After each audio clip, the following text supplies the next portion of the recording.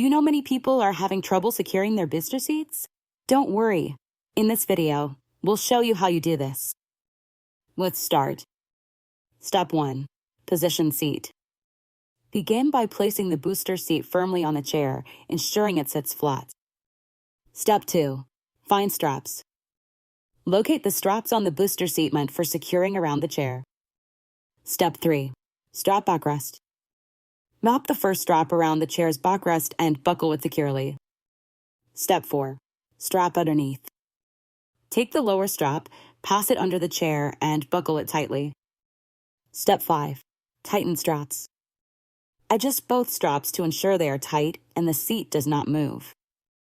After following these steps, your booster seat should be securely strapped to the chair. Still need help? Visit our website for the complete manual. There you will also find questions and answers from other Graco users. Did you find this video helpful? By subscribing, you help us continue to answer users' questions. So, subscribe to our channel. Thanks for watching and see you in the next video.